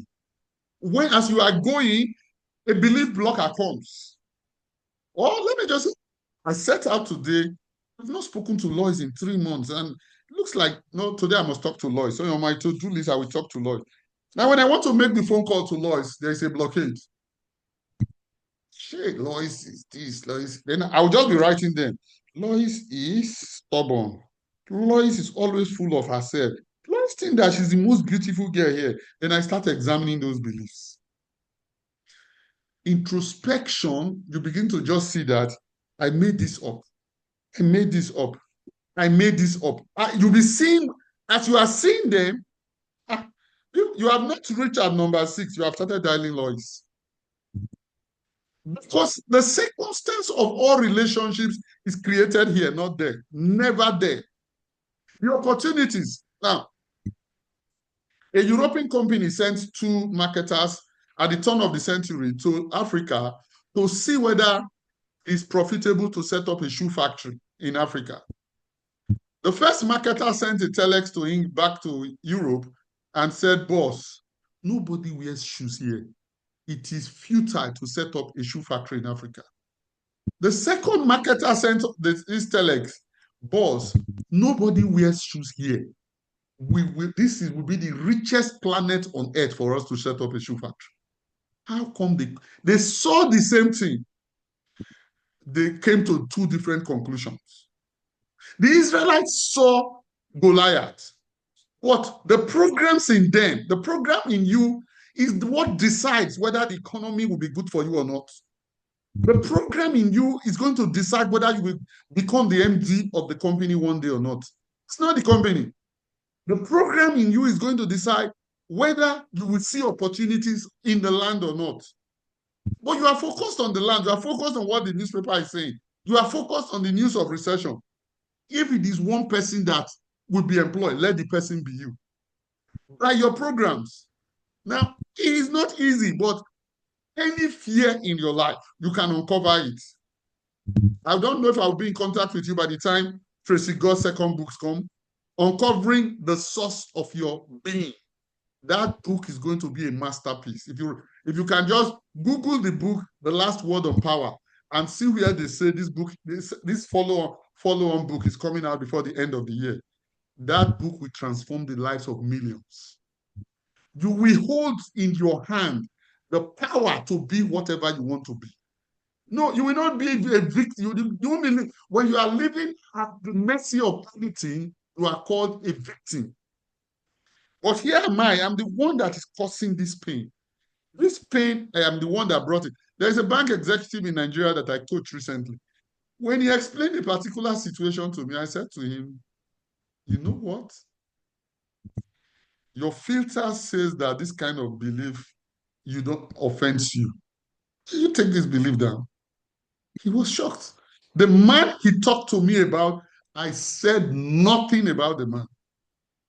Your filters say that this man should not have talked to you like this. Why not? Let us recreate you so that you allow you allow yourself to be spoken to like this.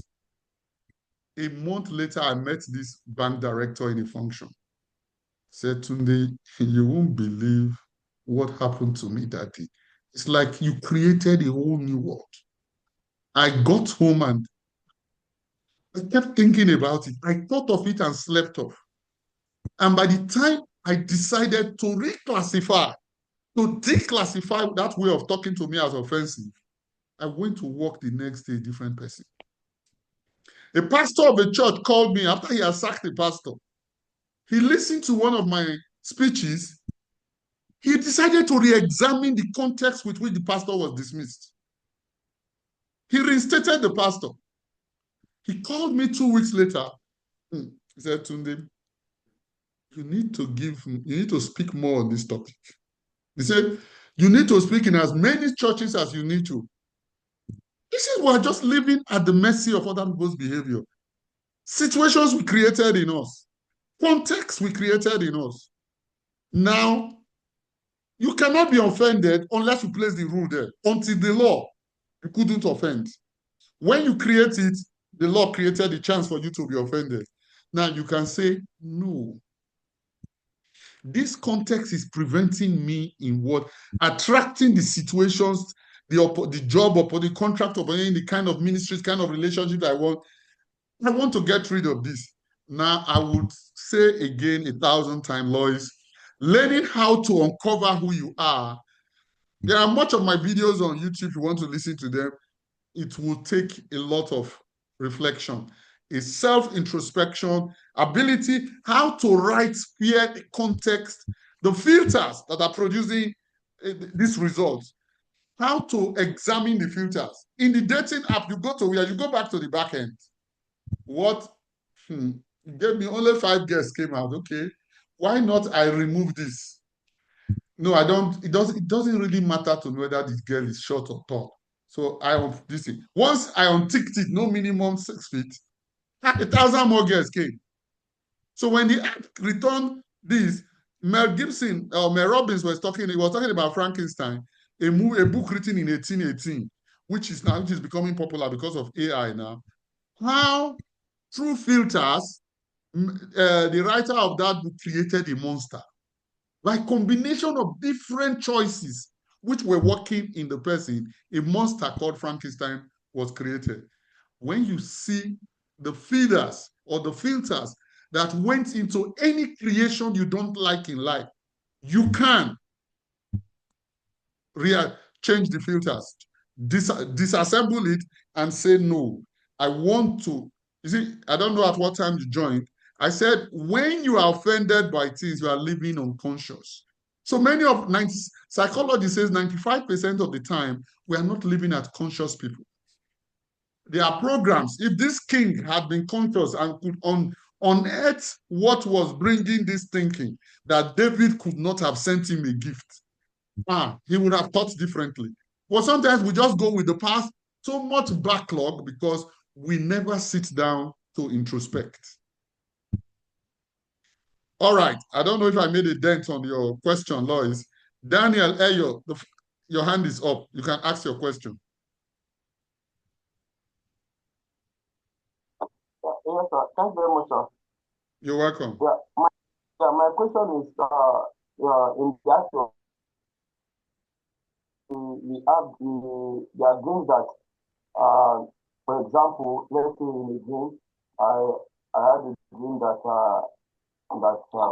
I saw someone that appeared to me that he is Christ, and he was telling me that, okay, Daniel, tomorrow morning you should go to a church to tell them that they should not put on trousers again. Wait, I'm not hearing you very well. Repeat it again. You said, for example, I have a dream that I saw in the dream. You have a dream? Said, yes, for example, someone appeared to me in the dream and said to me that, okay, I am Jesus Christ. Okay, I'm sending you to a church to tell them not to put on trousers again. Then I wake up and say, okay, I have a dream. Now, with this kind of with this teaching now, and the way I'm interpreting it according to what the person has said to me. If I now wake up and say that it's just a dream, it's not meaningful, it is nothing. With this kind of teaching now, am I the one creating it? Am I the one giving it meaning? Like you said that nothing exists except to give it meaning. You understand? So I want you to help me throw more light into that stuff. Okay, so you are a God. Jesus says, "It's not written in your law, you are gods." Now, you are going to decide that dream has no power. And when it comes to whether a church or Christianity, the Bible is the context of our interpretation of a dream. The Bible is our context. If it's anything that has to do with what God said, somebody falling down and tumbling and prophesying to me has no meaning. I have to put it in a context, in the filter that the faith has provided for me. So that dream has no meaning. I am the one that will give it meaning. So it's now up to you to give it the meaning that you want. Did it make any sense to you, Daniel? Okay, it looks like you dropped out. Okay. Any question again? Yeah. Okay. I'm listening, yes, sir. Yeah. Did what I've said, did you guys, does it make any, did it make any sense to you? Yes, sir, yes, sir, yes, sir, yes, sir. Okay. So nothing in itself, let me tell you that. You are going to listen to this message nearly 20 times for you to get, if you want to move fast, you need to read my 2 books, Realizing Mental Resilience. However you tell it, it's a story you made up. Pastor Kpoju Oyemade, I don't know if those of us who know him, he wrote the foreword to my 2nd book. If you want to experience a radical turnaround from the inside out, you have to read this book.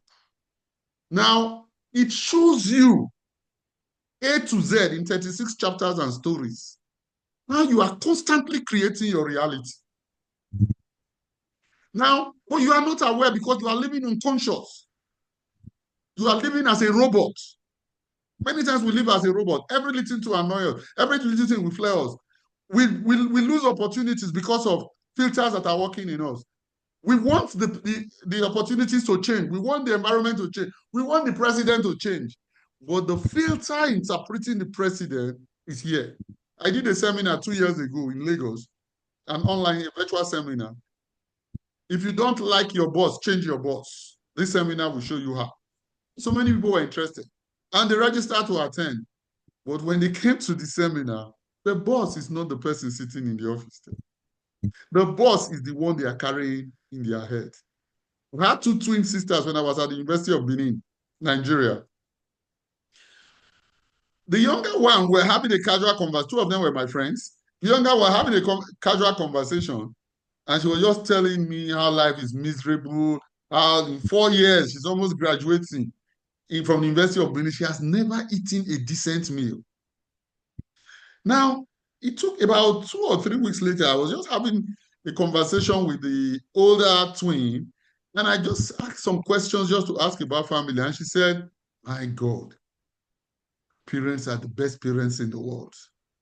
He says, if you know where my parents, the amount of means they have, I and my sister should not be in the university. We should not go to school. See, they make a lot of sacrifice for. But the younger one said that the parents are useless. I asked once, I was a guest speaker at the redemption camp in Nigeria. And I said, which of these sisters was correct? And hands went up and people were trying to say which one is correct, which one is wrong. I said, this is the answer. Both of them are correct, both of them are wrong. But here is the reality. None of them is talking about their parents at home. It's the parents that they have here. The judgment was created by them. The filters. What a good life. The younger sister, a good life is eating 4 chicken or 10 or 20. Maybe some other people are eating it. But I have never. When she created it, she's the one that created it, made the comparison, and was experiencing pain and labeled her parents bad parents. In different areas of life, that is what we are doing. So in one of the chapters of my book, but for your model of reality, there is nothing wrong with you. You created that model of reality through your filters and your beliefs. And you are using it to look at life. You don't know what needs to change is the lenses. William Blake says, if the eyes of oh, I'm trying to get the exact word. If the eyes of perception were cleansed, we will see the world as it is. We don't see the reality. We create reality. All of our stories are created. My second book, however you tell it. Sometimes when they come for coaching, are telling the story and they've not gone halfway, they are crying. It doesn't make a coach. Anybody who is a trained coach, he knows that that story you are saying, you made it up. You spent 3 hours to drive from Bodilon in Lagos, Nigeria, to Kingsway Road. Then you are telling a story how the government doesn't care. No, they are not connected. That you spend 3 hours, there is nowhere the government said you should spend 10 minutes. It's you that define a good life. A good government asks, I should drive Bodilon to Kingsway 3 minutes. It's you. But if you know that there could be traffic, not caused by the government, that story you are telling, and you can hold that story for years, and you are holding it about so many people. So organizations, individuals, and it's deciding sometimes when they say toxic people, toxicity is in the filters. Now, here is the good news. You have the power to decide which filter you want to live in your life. Once you start practicing self-awareness, who am I being? There's a group I am on Facebook where we practice, over 10,000 members, led by Steve Haddison, the author of the book titled The Ultimate Coach. And a woman said she ran into a problem where she was angry. People share their experiences every day to help one another. Instead of saying, why did this man do this to me? She said, what filter is working in me that I am offended at this man? She's an American lady. You have turned the story around. We call it disruptive thinking. What filter? Not what will this man do? When you see the filter that is causing a barrier between you and your siblings, you and your parents, you and your loved ones, you easily delete them. 20 years, people look, a Muslim in Nigeria, in Kano, an Alhaji who is a lawyer, returned from the US and somebody handed him a copy of my book at the Nigerian Bar Association, who bought several copies as gifts for lawyers. That guy read it. He sent me a text message. See, what I read in this book that was given to me free by a lawyer in NBA, the Quran didn't teach me in 24 years. Once you learn how to unpack the filters that are running your life. Everybody has it. Tracy Gore said something in her book, The Last Word on Power. You cannot be free of filters, but here is what the purpose of this book is about. The power over you is broken. He said you'll be looking like somebody looking at yourself. I'm not going to relate with this man based on that filter. That filter you are telling me, I'm not going to relate with it. I'm not using this filter today. This is what I want from this man. Now you are deciding. That is how to be a master of your life. The thought is just coming to you. You are talking to your pastor. Negative, negative, negative. Oh, your news just the church. All of them are liars. Then you quickly unpack self-awareness. Where is all this adrenaline coming from? And when you unpack, you begin to see where your distrust in the system started, how the distrust layers have come. You just see layers of the past that are not present in today's realities and how you have built them into a label. Just like the Hanun, the king of the Ammonites, did. And their generals built a case from past label. And many of us, oh my God, I've watched YouTube sessions of Baron Katie, where people are talking about when I was 6 years, of their mothers that are dead. They have built their whole life on a foundation that is self-destruct. No prayer in the world can, until they uncover where they are coming from. I was speaking 2 weeks ago, and I said, many of the things we call deliverance, we don't need any deliverance. You just unpack who you are being and change the filters that run your life, and your life takes a new. You take a job like new wind, new phone calls, new kind of people. You didn't know all along that your filter screened out half of the people that you wanted to see. All right, it's 7:08, and I don't know if there's anybody that has more questions. I'm giving you the slides, and this Zoom is recorded. I'm sure by the grace of God, maybe today before I sleep, I will post the link of the video on the WhatsApp group. So if there are no questions, we'll be closing the session in about 2 to 3 minutes. Questions, comments, or contribution? Lois, I don't know, is there any addition or you're okay? Yes. Your explanation just stood on more questions. Okay, one, good. how does personality and self-awareness correlate? One. And Okay. two, can my environment, the environment I'm in, can a change in environment or my environment aid in my self-awareness, or is it an internal thing only? Now, okay. Sorry, repeat the second one. Can my environment affect or impact my self-awareness, or is self-awareness only internally? So if I want to change certain things, can changing my environment aid or help in changing my perception or the filters or self-awareness? Okay, I get it. So thank you very much, Lloyd. So thank you. I like being taking on questions, and I'm really glad you are following. So personality and self-awareness. So your personality has evolved from the filters in your upbringing, but many of them, they now work, if you've done any study on subconscious, the way AI is able to analyze something at the speed of light. Psychology made a recent finding. You will find it in the book written by Elizabeth Zander, that they found out that the decision you want to take, there are instruments that read the decision before it came to your conscious awareness. This is medicine now. So this is medicine. Now, your personality, your subconscious is running your life. Now, it's running your life 95% of the time. So you can drive from your house 3 kilometers. You didn't know when you passed so many things. Sometimes you didn't know when you passed the traffic lights. You were talking on the phone and you dropped them. Your subconscious took the steering. Sometimes I forget my password and I just do my fingers like this. My subconscious tells me what to press. And consciously, I don't even know the password. Now, your personality has come out of all of these filters. Some of them environmental. Some of them, you see, this thing I'm talking about, I've done over 30 classes. So the same group, and I'm still doing it. If you are interested in joining, you can message me on on WhatsApp.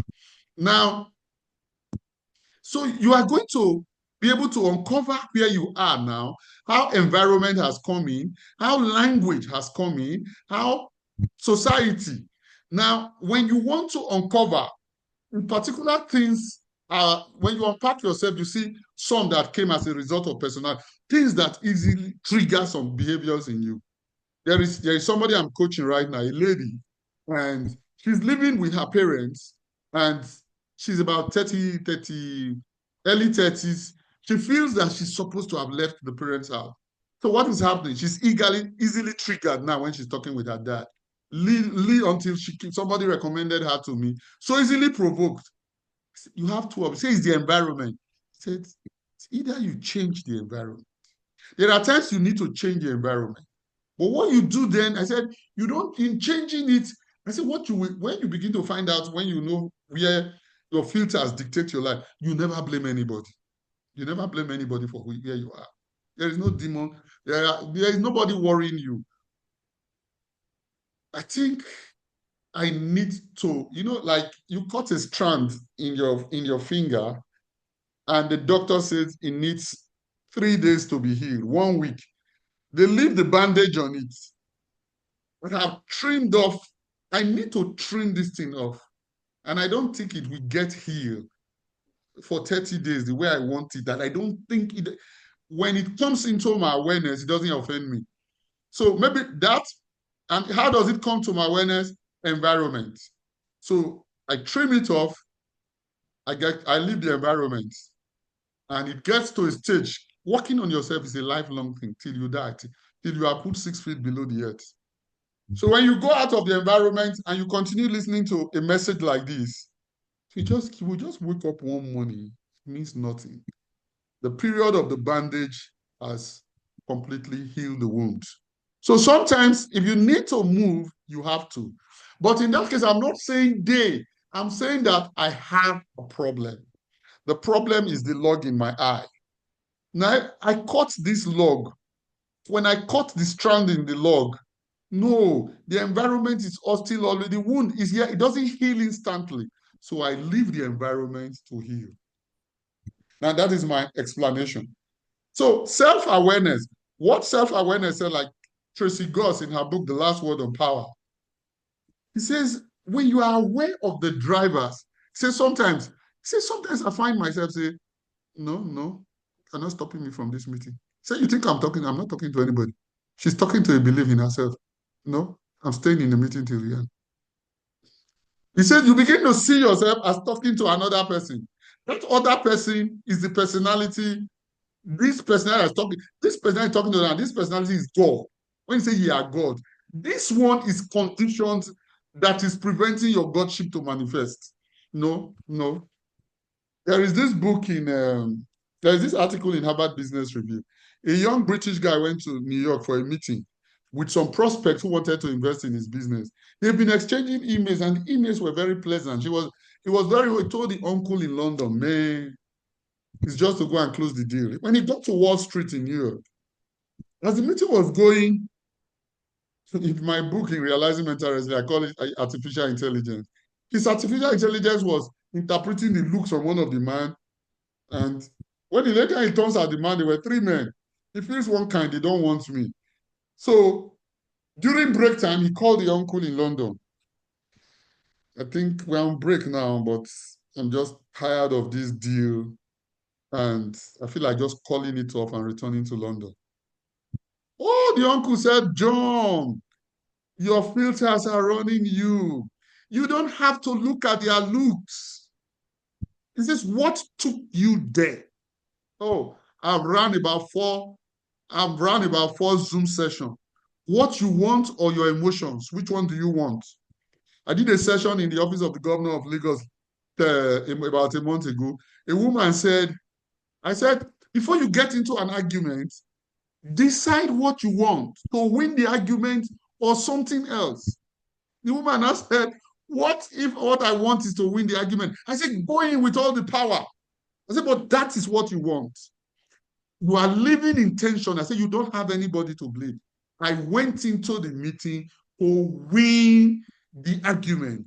I say, but if winning the argument is not what brought you to the meeting, put your mind in context. When the other filters are coming, that is what we call self-awareness. No, I'm not using that filter. My mind is set. There is a book, Living Intentional, Dr. Windia. Dr. Windia in the opening, living intentionally is the most powerful force in the universe. I know why I came. I did not come here to catch trouble. I did not come here to catch enemies.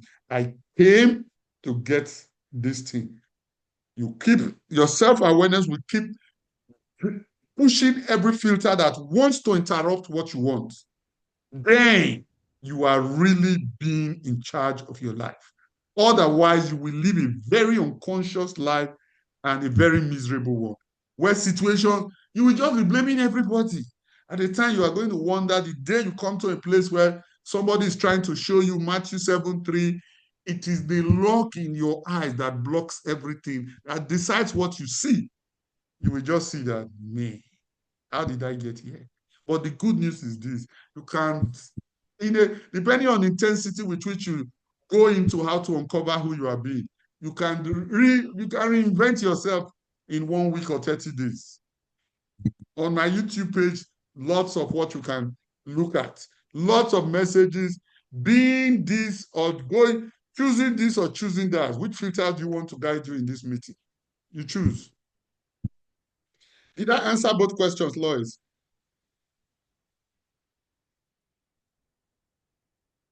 Yes, it answered a lot Okay, of questions. thank you very much. Yes. Thank you very much. Thank you very much. Thank you. Any question again? There are no questions, no comments. I want to thank you very much for. Okay, Rosemary, you're raising your hand. Unmute yourself. You are muted. Unmute myself. Sorry. Okay. Earlier, you were talking about like when you are in a church, is a choir master or so, then it's like they have a conflicts in the choir. And I just want to ask, like, as a body of Christ, sometimes the way people talk, it make you upset. Then you just want to leave. Not that you're going to leave the church, that you want to stop going to the church.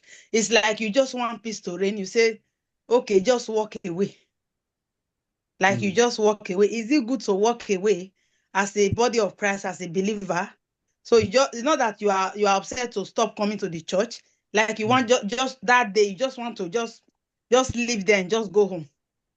Maybe you just call the man of God, say, look at what happened. I don't want to make the issue expand. Let me just go home. So that it will not be like if we are fighting, something like that. Is it good to walk away? That's my question, sir. Okay. Now, if you look at the one I gave on environment, the first thing is not to start with the environment.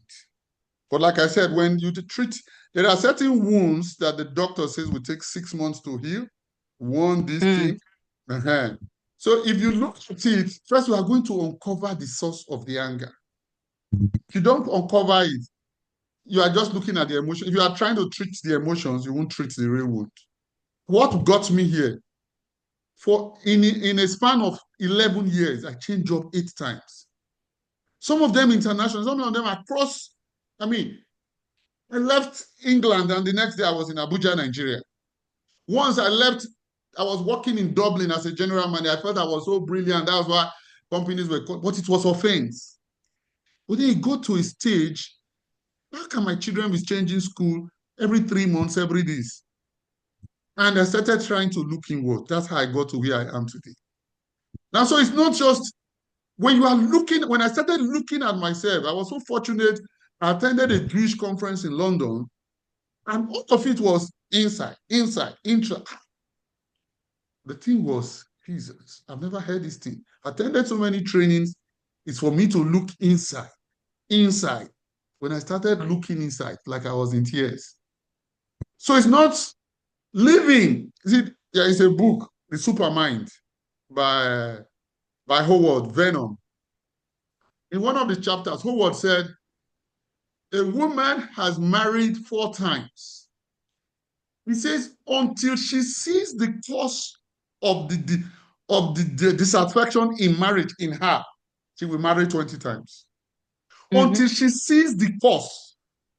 Now, if you don't see the cause, I'll just tell you it's easy. A bad man on a bad woman on a bad this, a bad company. Until you see it in a filter that you are unwilling to identify and take off. Say she will marry 20 times. She will keep getting married. He said a businessman is unable to save money. And he sees this and he blames this. He says he changes jobs. This is the superman, Bernard Howard.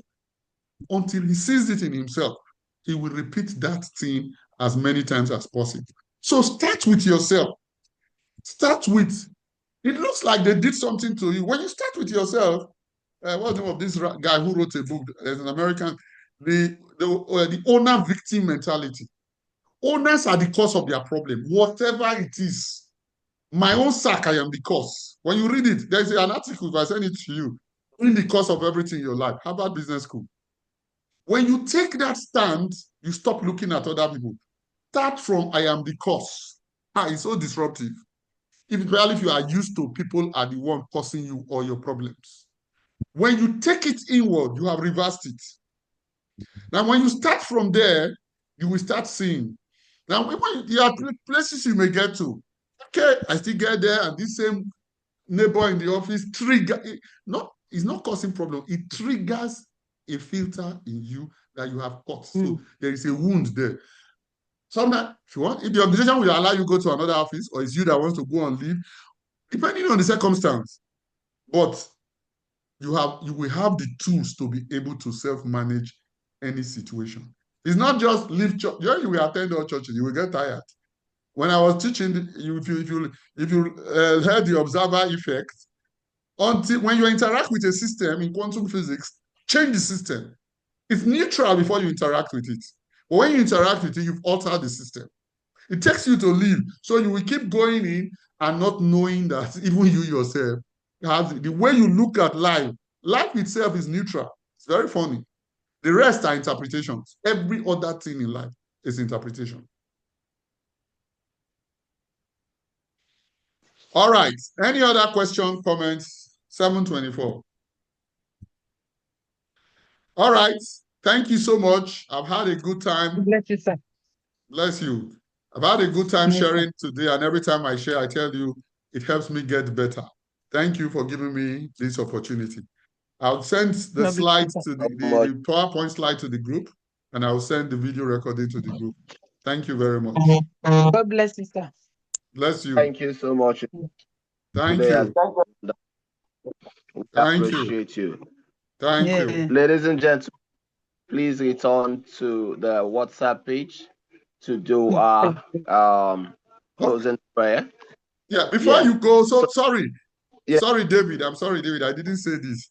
So for this class, there is going to be, I don't know whether for all the classes, but for this particular class, there are questions that you are going to answer. They are just A, B, C, D. You can answer all of them in 10 minutes.